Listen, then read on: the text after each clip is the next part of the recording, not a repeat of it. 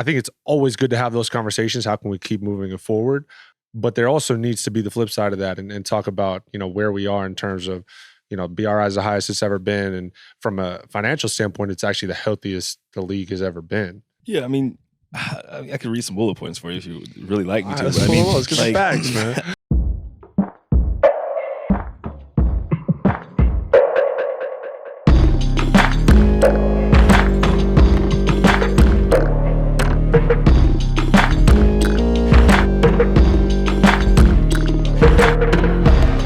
Question for all you guys, because a few of you have lived this in the last couple months. When you are on a team group chat and you get traded, how long does it take for you to get bounced from the chat? Oh, this is most recent. Yeah, this would be a good one. Well, how fast? How many days? I don't think I'm out of the group chat yet, but the group chat's silent now. Like, it's pretty quiet. There's a new group chat. I'm sorry to tell you that, but I have to be the one to tell you that. Or it's just... There's not. BKN players is a new. I checked mine the other day. I was removed on Wednesday. I'm checking right now. It says I left the conversation on June. Okay, that's right. I didn't check. I take that back. I didn't check. I'll check eventually. I left the conversation June 28th. With Cleveland, mine was a couple days because I had some things I had to let off, like a couple bullets I had to shoot off in the group chat, but then I left on my own. So did you shoot him right away? No, I didn't do that. That wouldn't have been smart. Can you tell us about the bullets that you shot? Nah. That's a testament to you, though, that you got to leave on your own accord. They didn't kick you out. That's true. Atlanta, there's so many young dudes out there. I think they're just like too busy doing other things to even. The group chat was dead the whole time I was there. And it's an off-season trade is way different than an in-season trade in terms of group chat dynamics. Still in the players only chat. Do you think the dynamic is biased too? Gotcha. Do you think the dynamic is different if you with a trade versus like you sign with like a competitor where it's like an active choice versus like Turner? I mean, I'm not naming names, but I'm just saying like if you ask him. If you sign with somebody who is like he would have to dip out. He would have got to leave. ASAP. He should have left agree to it on the phone and then leave. Immediately leave the conversation. Because what's going on behind closed doors over there, I can only imagine. Yeah. I think it's freedom of choice. Like, he decided there was an offer on the table, I guess, that he took, and I'm sure he was either removed or he left on his own accord from the chat. What do you think? He might have got the boot. I think he left on his own accord. I'm going with that one. So we have 4 guys here, 4 different teams this summer. Duncan, sort of start with you. What are you most excited about Detroit? There's a lot to be excited about. It's such a young group. There's 22, 23, 24-year-old guys that are all really at the core of it. Obviously, Tobias is a big piece as well, and he's over 30 like myself. But majority of those guys are in their low mid 20s. I think just right from the jump, just the energy and the youthful exuberance that they have, seeing the way that they interact, they treat each other. It reminds me a lot of a college group in a way, which I think is hard to find in an NBA setting. We've been out here just for a couple of days doing like a little mini camp, and it's just been fun competing and being with these guys, in the gym, and just excited. And obviously, Cade and his ability, he took such a big step last year. So I'm excited to just be a part of that and watch him continue to grow and improve. What do you guys think make Cade so good? I think it's his ability to get to his spots, and then you never realize how tall or the size of someone. Pause. Yeah, I'm gonna save you from yourself. He's 6'9" and playing a point guard spot. He's 6'7", 6'8". He's got great pace. He's got great feet. He's got a great midi. And I think the poise that he has in pick and rolls, ability to back down smaller guys in transition like that, semi-transition, I think those things have gotten better. Jumpers have gotten better. And I think he's a menace in pick and rolls. He's a menace in isolation. He's got a mid-post game, and he's a 6'6", 6'7" point guard. Yeah, I mean, feeling control is what it is. Like his game is scalable. When he came into the league, he had a skill set that, you could see where the progression would lead to. And this is that. That's what made him number one pick. That's what made him pretty much kind of the consensus number one pick all throughout. Do you think that that when we're talking about free agency trades, which is movement in general, it gets easier the second time it happens or the third time it happens? I think it depends on where you're going and how prepared you are. Yeah. Like your family situation. Like I'm married, I got 2 kids, I got a dog. So like type of space that I need versus like a guy that's 22 and can just go get an apartment downtown in the city. All of those things I think play a factor. But also, the longer you're in the league, the more you understand the business, especially in my shoes, and the writing was on the wall. So, like, you kind of knew. You didn't know where you were going or when, but you kind of had an idea that change was coming based on all the change that happened within the organization. But it's always hard because you get comfortable. Your family gets comfortable. You got to find, new pediatricians. Like, there's a bunch of stuff that you have to think about and worry about that the average fan doesn't, and that's also why they compensate us so much, because it's a lot of change. It's a lot of volatility. It's a volatile sport, and there's a lot that goes into it. But the first time I knew I was getting traded and I knew where, so it was easier transition, although my baby boy was 4 weeks old. How far in advance did you know that I was going to the Wizards? Yeah. I was on a Zoom call with my wife, and I were on a Zoom call with 2 of our employees on the wine side. We were doing a weekly check-in, and I got a call, and I hadn't talked to Joe Joe hadn't called me in a long time. So I was like, I need to take this. And I was like, I'll be back. I got up, and obviously he told me he was trading me to the Wizards. I was like, for who? And he told me for who. And I went back in. I was like, we're going to DC. And my wife looked at me. She was like, the Wizards? I was like, yeah. And Natalie and Ryan, our national sales and consumer sales, they were like, it's okay if you need to call us back. And I was like, yeah, I need a minute. I got to call my agent and tell him he doesn't know. So I had like a 9-minute head start, maybe. Had about 9 minutes. And I was like, is it out yet? He's like, no, I'm calling you first. I was like, oh, thanks. That's nice of you to call me 11 minutes before everybody else. I feel like your experience was somewhat similar. Yeah, very similar. I mean, obviously, I was a trade candidate for quite a while, where my phone's on. Anytime my agent called me, I'm like, okay, this is the one for like a whole year, Draft comes and goes. Around draft time is always a time where something can happen. Right after the draft, I hear, okay, maybe a couple teams are circling. But the day I got the news, I didn't hear anything the night before. That morning, I had just finished working out, about to get on my day, and then phone starts ringing.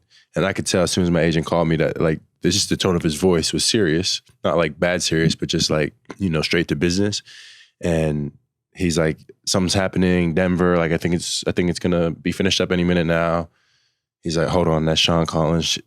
Answers the phone with Sean, hangs up into a minute, calls me back. He's like, okay, Denver's a done deal. Boom, that's it. So it's just like, you anticipate it, but it happens real quick. And on my end, it's just like, all right, cool. News came out probably 15 minutes later, and then on with life. Did you ever get desensitized to the fact of being traded? Because as somebody who was in a million rumors over my time in Miami, I got to the point where it was like, I'm not even going to like pay any mind to the rumors, because until it happens, and it just never happens. So like, until it happens, then we'll worry about it then. But you obviously, the year that you had, and then also around the deadline, and then it doesn't happen again at the draft. Were you ever like, maybe this is just not going to happen? I wouldn't say maybe it's not going to happen. It was more like when it happens, it happens. Like, I'm not going to keep trying to anticipate it. I'm not going to hear these rumors, trying to figure out where I'm not going to put like too much stock into any one rumor, any one place, or any one thing that I hear, because I just felt like that was unhealthy. Like, I'm setting these expectations so high, or I'm thinking this is going to happen, and then some, you know what I mean? Like, if I'm just at where I'm at until the inevitable trade comes, then so be it. You know what I mean? But I did get desensitized to him. I remember when KD said he wanted to get traded from Brooklyn that summer. So I was watching it on TV, and I was like, oh man, that means I'm gone, like 100%. So I'm like, oh, this is crazy. Like, just, it wasn't even a true rumor yet, but that was like kind of like shock value. And then obviously it's 8 months later before that trade actually happens. But man, throughout this time in Brooklyn, it was like I heard so many different possible scenarios that I was just like, I was almost outside myself. Like, where is he going to be traded in the next rumor? You know what I mean? So it was just whatever. And in the meantime, just take care of what I need to take care of. The funniest thing to me is when like random people in your life who you don't even really have a close relationship with will hit you because they saw some random rumor. Like, yo, I heard you might be on the move. I'm like, hold up, man. I don't have time for this right now. To that point, one of my boys, like one of my best friends from high school, texted me probably 2 days before the trade. And it was like, did you get traded to Memphis? Like, I just heard you got traded to Memphis. I'm like, no, I didn't get traded to Memphis. He's like, oh, okay, my bad. And then when the Denver stuff came out, he's like, is this one real? Yeah, right. I'm like, yeah, this time is real. I'm going to Denver. So, man, I get that all the time. I'd have people text me, like, especially older people, like family, friends and stuff. They so out of touch. They see a tweet or something and they just thought it happened. So I got a minute. NBA Centel. NBA Centel, yeah, everybody. Like, Centel's got dang, you got a max? No, I didn't get a max. That wasn't me. What was your experience like? What time? Well, It happened actually, I Friday. remember I was in DC when I was with Jarrett. Oh, yeah. And I was we going were to see supposed you on the deadline. Yeah. When you got, so the deadline was actually funny. We, cause I saw you guys that day too. So I was in DC that morning with Richie and we were going to get together. And then he's like, fuck, I can't see you. Like shit's going dark. Yeah. So you texted me in the morning. You're like, hey, like, what time are we getting going? And I was like, these rumors are really like swirling. Like, and you know, when it goes from like Twitter to then like people who have influence are texting your phone, like in the media, they're like, hey, have you heard anything? I'm like, all right, something's about to go down. But, you know, I tried to go get a massage to like get my mind off of it. And I just remember, you know, like CJ was saying, when your GM calls you and you're like, on the day of the trade deadline, you're like, this isn't to be like, hey, how are you? Yeah. Did you finish the massage or you just get up off the table? No, it was actually crazy. I was taking the phone call and the massage lady, the GM calls and my agent, then he's like, hold tight, the trade deadline, you know, some stuff might happen, blah, blah, blah. And all I hear is like, and she's like crying behind me. And I was like, at least I know, like, I left the mark, you know what I mean? But then the second time with Boston, I would say I think all of us, you know, 10, 15 minute head start before it, you know, starts going off. And then once it starts going off, you might as well just put your phone. Once you talk to the people you need to talk to, you might as well just put your phone down because it's just ridiculous for the next day and a half, day. And you're going home in Boston, right? So like, yeah. So that was like, people are like, I can't wait till I'm gonna go to every game. And I'm like, no, you're not. okay, how much of a difference to y'all is there between finding out 10 minutes before the trade and 10 minutes after the Twitter stuff leaks in your mind? I would prefer to know in advance. I think it's a sign of courtesy. Like, understand the business. They got to do what they got to do, right? They got to do what they feel is best for the organization. And at the end of the day, we are, you know, we're assets, essentially. So if they feel like they can get a better asset or a younger asset or maybe get off the asset because, you know, they're not trying to be competitive, it is what it is. But I think out of respect, it's nice to get a heads up before the rest of the world. Sometimes it's difficult because trades can happen fast, but generally speaking, the trade has to be called into the league every time first. So when they do that, they should be reaching out like, hey, it's done. Just want to give you a head start. Like, out of respect, because a lot of times, you know, you don't want somebody's family to, like, significant others, moms, dads, whatever the case may be. You don't want them finding out and like alerting the person before the shock factor. The shock factor is the part that stuns you, though. Yeah, that's how it happened when I got traded from Phoenix to Brooklyn. It was my little brother that called me, and then my dad, and then my girlfriend at the time was like, "Oh my God," that's all she said, and I'm like, "Huh?" Because I wasn't on Twitter. Like, I didn't have Twitter, so it was just like I didn't hear about it until they called me and said, "You got traded." I'm like, "Are y'all joking?" Like, it's 1:30 in the morning. But this one I got a heads up on prior to, and you know, that's appreciated. It's not like it means the entire world. It's not, you know what I mean, but it is definitely appreciated when. So you didn't have a missed call from someone in the front office or something like that when the Phoenix and Brooklyn one went down. Yeah, no. I got phone calls from the GMs probably almost simultaneously, probably 15, 20 minutes after I had found out about the trade through alternate sources. My little brother was the first one to call me and be like, "You got traded?" I'm like, "For real?" Like, we got a game tomorrow. It's 1:30. I'm just doing game ready. This is kind of a broad question, but like, and I know this is almost more of a media question with like the breaking news economy, the reporter economy of like, oh, you got to be, whoa, Shams, all you guys, great at their job. But it's like, you got to be first, you got to be first, you got to be first. There's an obvious reason why they do it. There's a business component to why they do this, but it is also, this is the same thing with the draft. Is it actually good for the sport that the transactions are sort of valued to this extent rather than, like finding out on Twitter versus finding out from the people that are actually involved? I think financially it helps us make more money, right? Like it puts eyeballs on it. People are able to see it. There's conversation around. Think about the Luka trade, like the timing of it, what happened, how no one found out. The reason why certain things get leaked is because it's purposely leaked, right? Like as good as Shams and Woj are and have been historically, someone has to call them to tell them the deal's going through, or they have to be inquiring enough to kind of find out. But the trade doesn't go through until it's called into the league, it's accepted, money picks, whatever, and then they're notified. But someone is notifying them. Like if they're not like when Joe D called me, it's not like Shams isn't on the phone. You know what I mean? So it's like he's telling me, and then they're hanging up, and unless someone around them hears it or is around and can kind of leak it, like they have to inquire to get the information. So I think sometimes it leaks because it's just well known, or someone was sloppy, because usually they have to be notified that it's happening for them to confirm it. You can't the worst thing you can do is say the trade is happening, right? And then it doesn't happen. You remember the Wayne Selden, Marshawn Brooks one? That was where they're like, no, we wanted Dylan.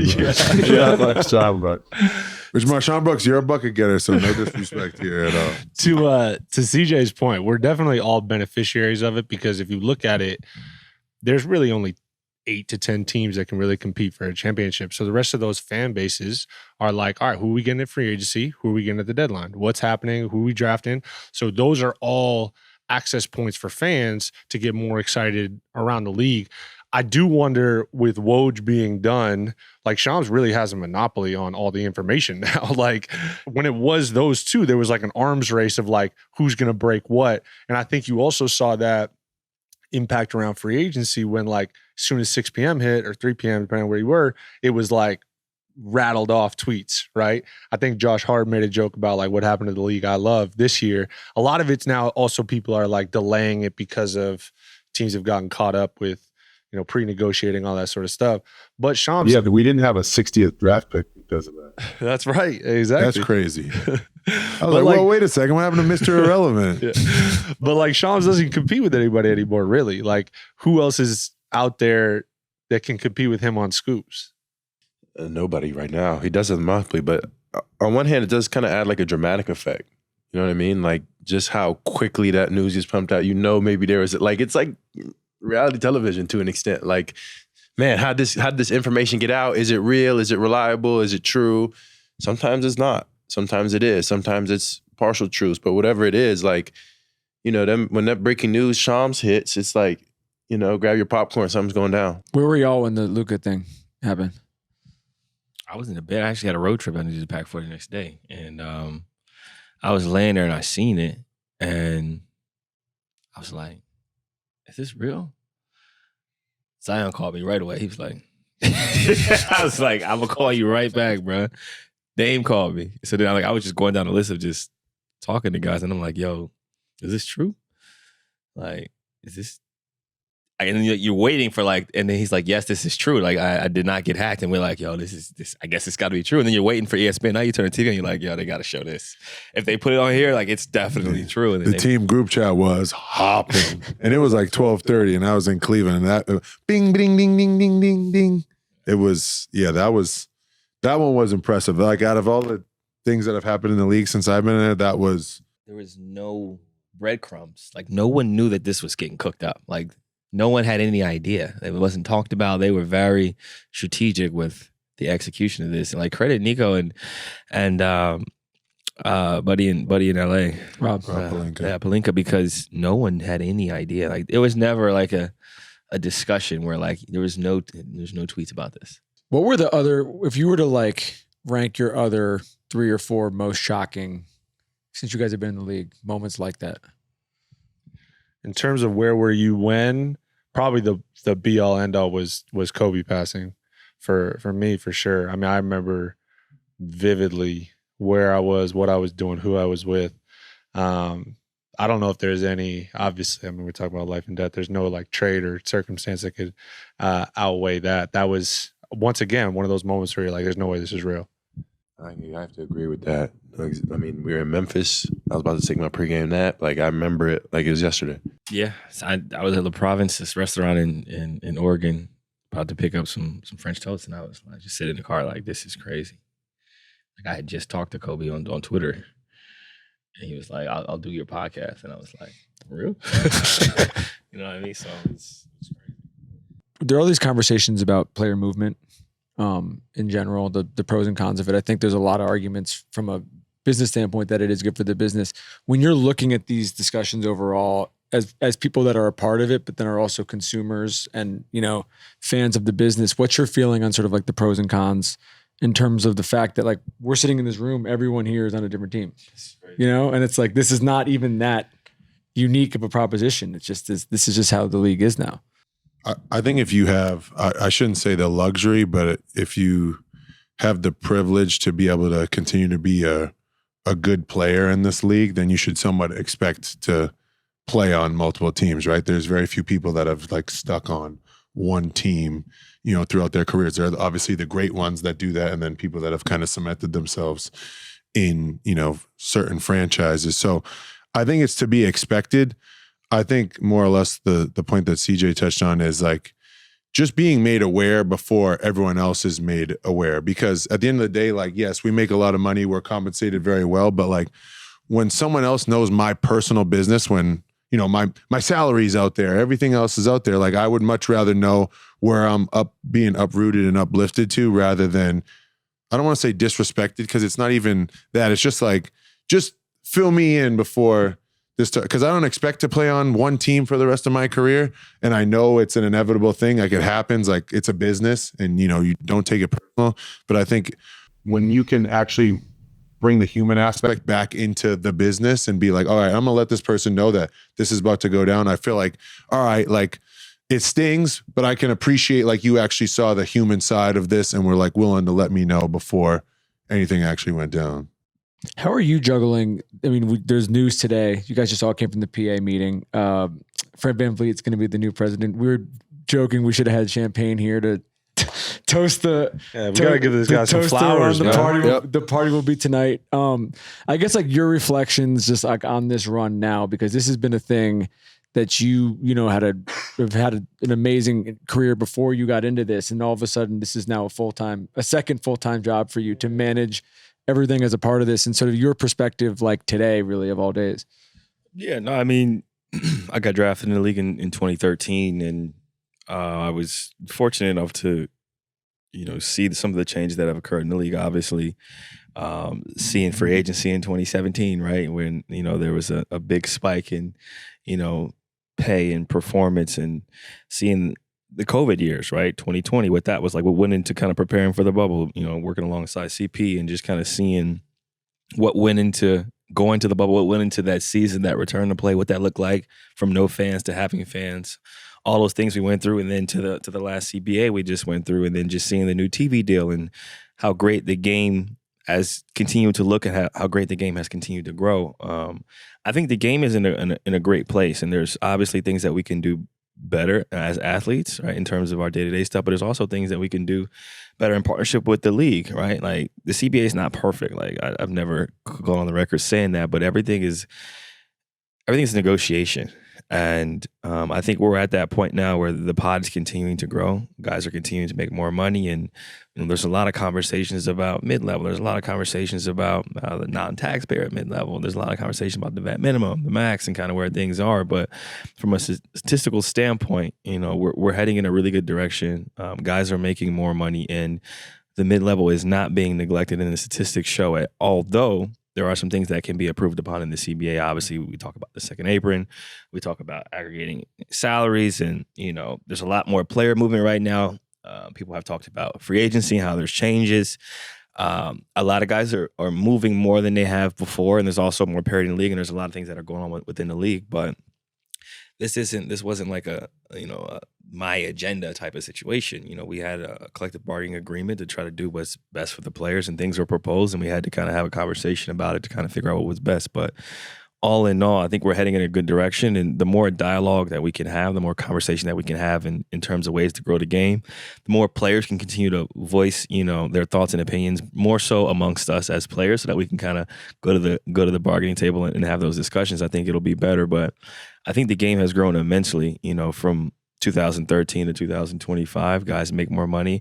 Our licensing checks have increased, and you look at the TV deal, and you look at some of the things that we've negotiated on behalf of the players through the union, including our 2K deal. Like we're doing really well. I'm kind of curious. We all of us have sort of talked about this individually, but your guys as a group perspective about when we talk about these topics. I mean, the apron stuff's been obviously a big topic the last couple months. Is some of this just there's the way that the league is covered is different, and so that there's always been a cap. There always been these different restrictions for team building and things like that, but things are amplified in a way differently now because there's so many, whether it is social media or there are people that are covering the details of these things differently than maybe they were 15, 20 years ago. Yeah, I just think that's across every league right now. You're seeing that just in different ways, and that's kind of how our league is being scrutinized in a way and looked at in a very critical lens. I think part of it is that we have such big voices as a group, and there's not many of us as NBA players, compared to maybe some other leagues or some other leagues of similar pay level. So I just think that's what comes with it, and it's something that we'll continue to deal with and something that we'll continue to address. And obviously we want what's best for our game. I think the fans want the most entertaining, competitive product possible. So, all the dialogue, in my opinion, is, in some capacity, just trying to get us towards, a really good product. I think I'll start by saying, to give some perspective to CJ's role. We were talking about this a little bit as a group, like it's an entirely thankless position. And like to see what he's had to, first of all, the time, like sheer time commitment that he puts into it and has put into it. And then just also his resources, like his time, energy that he's poured into it. And I think it's obviously he was the president, but we're all responsible for where we are, whether it be good or bad, and the last 4 years, like I'm also curious, CJ, to hear like you shine some light on what you're actually most proud of in terms of what you were able to accomplish in your 4 years, because there's so much, to Cam's point, there's so much that's talked about this sort of lens on what's wrong. And I think it's always good to have those conversations. How can we keep moving it forward?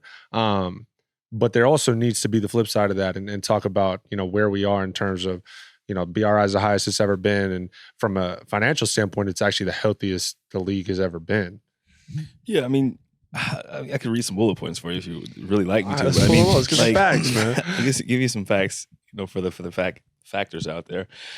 Even with the second apron, I think it's important to realize, teams on average are spending more than they ever had before. And if you look at what's happened historically with the salary cap, right? With average teams spending, reaching the luxury tax hold, like let's say, there's obviously some people have referred to it as a hard cap. A hard cap is something that you can't go over. Second apron is, it's like a hard cap, but you can actually go over it. You just have to come out of pocket for it. Historically, the last 10, 20 years, two teams have historically gone into what would have been an invisible second apron over the last, 15, 20 years.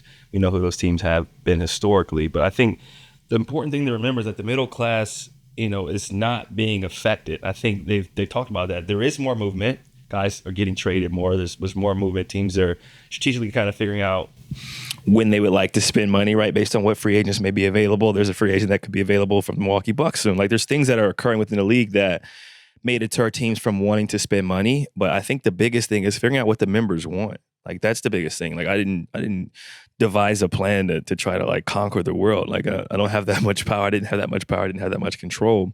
It's important that members kind of express themselves, especially to the committee and to the union, as to what they really truly care about, whether that's protecting the middle class, whether that's protecting guys that are on minimums, salaries. Like those things are really, really, really important, really crucial. in terms of development and growth within our league. But I think the moral of the story is a lot of guys and girls work hard behind the scenes to make sure that we have what we need on a day-to-day basis, whether that's support for guys from the mental health side, whether that's education, whether that's advancement, whether that's opportunities. Obviously, there's a lot of, confrontations that players have had, whether that's with referees, whether that's with specific teams. There's problems that players are having right now with, being in contract years and their minutes being changed or being receiving DNPs consistently. So, like, there's a lot of issues that we have within this league, and the union's job is to try to figure out ways to help people. But I think there's a misconception that players aren't being compensated the same ways they have in the past. That's not true. Guys are making more money than they ever have. The middle class is making more money than they ever have before. But we do need to figure out, how to prevent, like, there's a lot of player movement. Guys are having to leave their teams to get more money. Like, other teams are spending money. Like, Dennis Schroeder, he was able to, $15, $16 million when he wasn't able to be retained by his team. People talk about the Celtics. They talk about, certain teams getting off salary or making decisions, but it's also important to remember that injuries impact decision-making, right? Unfortunately, Jason Tatum gets hurt. It changes the trajectory of that team. It changes teams' windows. Hallie goes out, with an injury. That changes Indiana's perception of that team. It changes the window for a little bit because, one of the star players, best players is going to be out. But saying that the middle class has been destroyed or that, they're not, getting their fair share or their fair amount of money, it's just factually not true. And we have the stats. But one thing people don't understand is what your stats portray and what you think you're worth is not sometimes what you're worth. It's like what you're worth is what someone's willing to pay you. Like, that's really what it comes down to. So where it's like, oh, I averaged, 13 points, 5 rebounds, 3 assists. I should be getting X amount of $1 million. Well, that's great. But if one team has cap space and you don't want to take the mid-level, give us some facts, man. Documents. I have a historical analysis here that has kind of compared the payouts that, you look at max contract guys, you look at mid-level, you look at mid-level to max, minimum level. We basically did a historical analysis to kind of look at, where salaries were at in 2017-18, right? 4% of all NBA contracts went to max guys, 13% to mid-level, 28% to 13% to mid-level to max, 28% to mid-level, 20% minimum to mid, and 35 minimum. So that was, almost 10 years ago, right? 22-23, 9% max, 8% mid-level to max, 28% mid-level, 23% minimum to mid-level, 32% minimum. Look at this last year, 24-25. So this is with the new CBA. And obviously there's going to be changes because everybody's adjusting to new rules and regulations. And I think that's also something that teams, GMs, presidents, they all have to kind of adjust to. And there are things that have to improve. There's things that are going to have to change or be amended, and there's going to be conversations around it. Like, it's not a flawless 700, 800-page document by any means. But the mid-level, similar to 2017, they received 28% of 28%. Mid-level to max was 10%. Minimum to mid-level was 20%, and the minimum was 33%.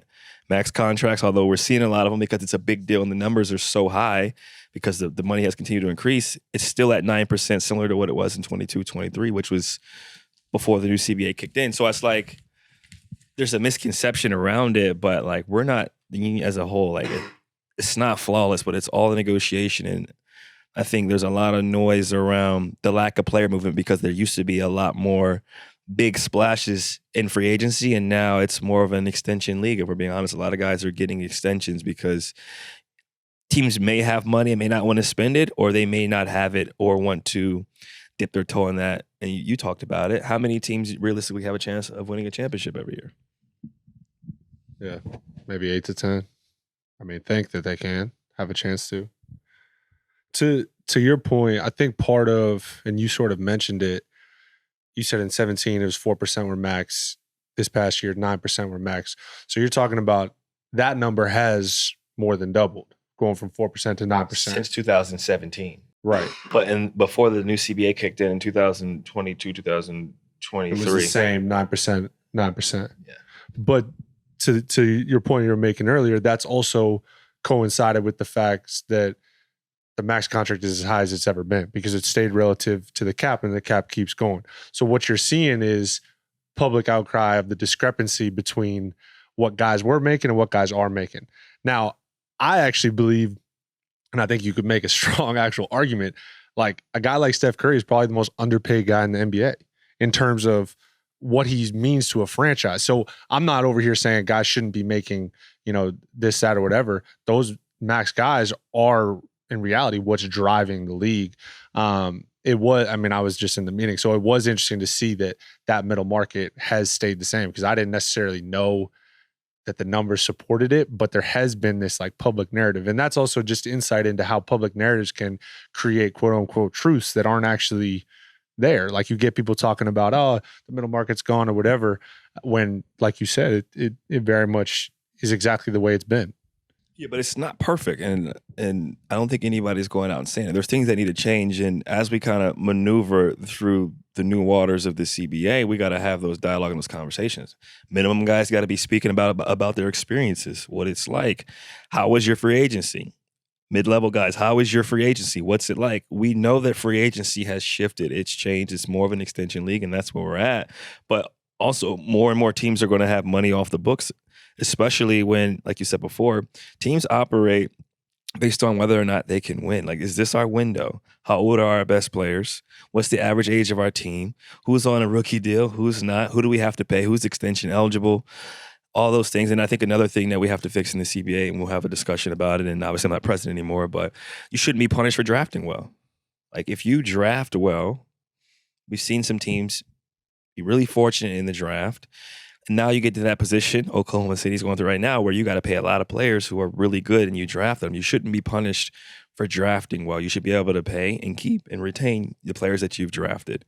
And when you have those windows to where you really have a chance to compete and win a championship, you shouldn't have such severe restrictions. But those are things that, the league and the players union will have to figure out, and there will continue to be a discussion and a dialogue around it. But I think the moral of the story is everything is a negotiation, and the league has done a great job of continuing to help, build up the league and be great partners. And I think we've done the same as players, but now it's about collectively figuring out how to make sure that we are putting all our players in the best position to succeed. And the last thing I'll say is one of the things we got to figure out, right, looking at, a situation where a player is potentially in a contract year and the team, figures out a way to devalue them. Like how do we fix those types of things too? Because those are problems.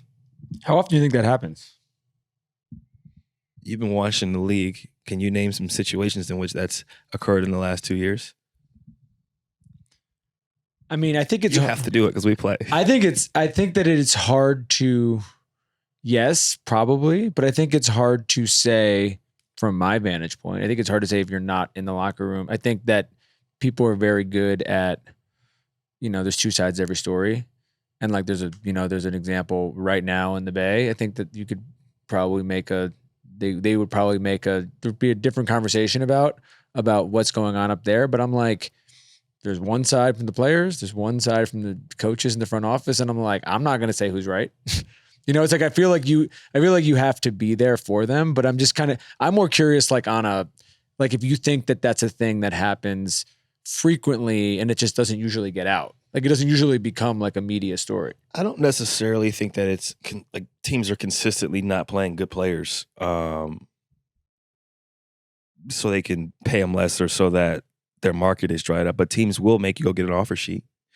Like go get an offer sheet and bring it back. Like that's common practice. That's the business of it. Like if you say it's like real estate, they're in the business of buying low and you're trying to sell high. I mean, we knew what we got into when we signed up for this. So, I mean, as crazy as it is, like those scenarios, I try not to play them in my head because I don't want to live life cynical and be like, that actually would be something that happened. So I just try and like eliminate that piece out of my mind and just try and focus on like my daily habits and what I'm going to do every day. Because when you start thinking about, oh, they're not playing me because they're devaluing me, then you start actually not looking the best you can be because you're worried about all that other stuff that's going on. And do I think it happens? I really don't have an answer on it because I'm not really focused on that aspect of the basketball game, if I'm being completely honest, as a player at least. I think we've all seen some experiences in which bonuses, things of that nature, games played. I mean, we all have heard stories of. But that's only one side. Yeah, but you can kind of watch a game and. What do you think? I mean, I think front offices obviously have their own agenda in how they're trying to figure things out. I will say, I personally have been in a situation where if I was probably in another organization, I wouldn't have been put in the situation that I was in, without speaking too vaguely. But when I got paid to come back to Miami, I think there were a lot of organizations that, well, you got paid, we paid you, we're going to play you. And I got put in a situation where I was out of a rotation. At least I knew every day when I showed up in Miami, they were trying to win. And they were doing what they thought was best for the team, in that I got moved from the starting lineup, taken out of the starting lineup. For me, obviously, that's a million things. Back to G's thing, like, I'm trying to focus on my habits, this, that, whatever, get through that moment. I do think, because there was like people telling me, oh, if any other place in the league, like, you know, this wouldn't happen to you. They paid you, they would have rode with you. One, also because if you pay a player, you want to keep the value up in case you do need to trade. You know, because I've been on both sides of the trade stuff. When I was early on in my career and I wasn't making anything, I was an asset in a trade. When I got paid, they couldn't get off me. They would have to attach a pick, and I was valued more in Miami maybe than I was somewhere else. So to that point, I think, of course, a front office has an agenda. I don't know that it always correlates onto the court. I'm sort of in G's camp where, like, I would like to think, and maybe this is naive and altruistic, I would like to think that coaches are going out there every day trying to put together the group that's going to help them win. To the point in the Bay, you know, like, they've won championships over there. It's hard. I can see the other side of that, where they're like, look, we're trying to make a run, like, we're trying to do something. And that's no knock on JK. I mean, he's an amazing player. I just know there's two agendas, right? There's the player side and there's the front office and the coach's side as well. The thing I'm curious about, we've talked about, you know, a million times, and I don't even necessarily think that this is a, you know, CBA PA thing, but just tanking in general, because to your point about, you know, the Heat always wanted to win. That was the end of, and it became a joke at a certain point where it's like, it didn't matter who you were rolling out there. You guys are winning 45 games and going on a playoff run. I was a beneficiary of that also early in my career. I was an undrafted player that had no business. I was playing over guys that were making way more than me. And then I also saw the other side of that coin when it was flipped the other way. So to clarify, I'm not over here saying I got done dirty by Miami. I know they were trying to win. And they also, you know, paid me when I was a free agent, all that sort of stuff. So it's no bad blood on Miami for anybody. With tanking in general, do you feel like we've hit the sort of tipping point on this a little bit in terms of how teams are approaching it? Tipping point in what capacity? They're not doing it anymore? No, they clearly are. They clearly are doing it. But when you look at, I guess my question is like, okay, so, you know, 3 or 4 teams this year openly tank starting in, you know, early mid-December. Dallas ends up winning the lottery.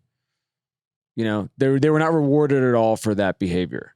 And so at a certain point, are they going to take more of the culture building approach that they've done in Miami of like, let's just try to win rather than let's try to be bad for 5 years and still end up losing the lottery anyway? But Miami's been doing that. And teams are still been tanking, and teams have had horrible seasons and still gotten top 8 picks instead of the number 1 pick. So I don't think until maybe there's amendments to the draft lottery or the system, or I don't know how you could do it, but just penalties imposed for tanking, I don't think it's going to change. I think it's going to be the same. Teams ultimately want to win, but they ultimately want to win a championship. Like, a lot of teams don't want to just be, some teams are okay. There are actually some teams that are probably okay with just, you know, kind of making the playoffs, but for the most part, teams want to win a championship. And so they're like, if we're fighting for an 8 seed, no, like, let's try to blow it up and get back to the top. And sometimes it's that broad time frame of things that, you know, leads to tanking in those ways that has a much greater impact on the players and everybody really close situation. That front office sometimes is pretty far removed, where they're looking at things from a bird's eye view. Ownership is looking at things from a 10-year view, we're through 2-day views. We're looking at what's in front of us today. So just different perspectives on the league. Yeah, orchestrating like a roster is is a difficult process, right? Obviously with the money, and then I feel like sometimes tanking comes into play where it's like you want to aggregate as many assets as you can to then try and obviously trade for someone or see if your young draft picks can turn into someone that you can actually build around. And what goes into that, I'm not exactly sure because I'm not in the front office, but like you look at like the Brooklyn situation, like they had Kyrie, James, KD, right? And then they decide to dismantle that. And it's like, you have to pick an avenue of like where exactly you're going to go. Who are going to be our guys that we're going to build around next? Because the 3 guys that we were building around, it just didn't work for whatever reason. So I don't know if there's an effective way. I feel like obviously, you have to pick an avenue, and sometimes teams take longer to make those exact decisions for a lot longer than other teams do. I do think that they're definitely, no matter what stage of your team, your franchise is in, there has to be a commitment to building a culture. There has to be a commitment to having people in the gym that care about winning, period, or else I just don't think it gets off his feet. We're sitting here at Summer League in Vegas. You guys have all had super accomplished careers at this point. What are you telling the younger guys if they ask for your advice? If you were to give them a couple pieces of advice. Twofold. I think preparation. I think mentally staying engaged, staying locked in. Like everybody gives you the never too high, never too low, but it's literally an emotional roller coaster each year. You're going to have great nights, not so great nights, the travel, the fatigue. But I would say develop great habits and be consistent with them. So that means going early, staying late. Like if you do that consistently, like I always say it, the NBA isn't the best 500 players in the world. Like it's the best fits. It's the best pieces. Like everybody can't dribble, right? Everybody can't shoot. Like everybody can't dunk. But like it's the puzzle pieces that make it the longest. And then doing things the right way consistently provides longevity for longer periods of time, and it's easily sustainable. So if you do the little things well, like being on time and staying late, like it gives you a huge advantage.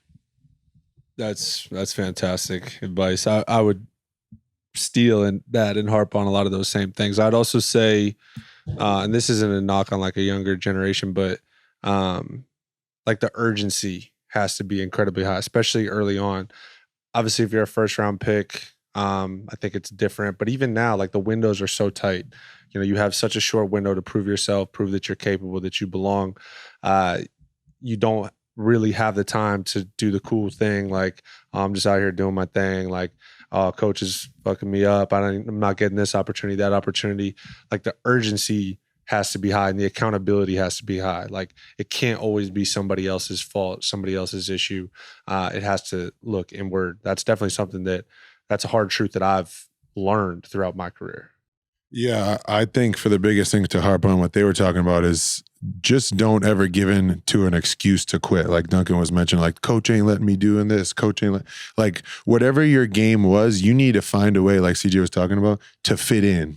Like, and if you make an excuse or give into excuse of like, oh, well, this guy isn't doing this, so I can't do this. No, that's just, you're quitting at that point. And if you're quitting, you're allowing the guy that's behind you to then get another spot higher to try and to achieve something. And I think the biggest thing is find a way to fit in, right? Whether that's rebounding or shooting threes. I mean, I was playing a 5-man and posting up when I was in college and had to figure out like that shit wasn't flying in the NBA. I couldn't just dribble around and shoot jump hooks all day. So running to the corner and trying to not let my guy just straight line drive by me on defense and making corner threes allowed me to just eventually be out there for 15 minutes, then for 20 minutes, then for 22 minutes. And you eventually get more opportunities to then drive to the basket, then shoot mid-range pull-ups. So just find a way to fit in and have an impact to start. And I think once you get more opportunities, you can start trying your little tricks or whatever you've been working on with your jump hooks in there now. Yeah, exactly. A couple trainers over man. Don't even look at the rim. Man, my advice would be just to rewind 2-3 minutes and re-listen to what they each said and maybe do that again because they just all hit it on the head. Not much I can add because those are the main points. I completely agree with everything y'all said. Thanks, guys.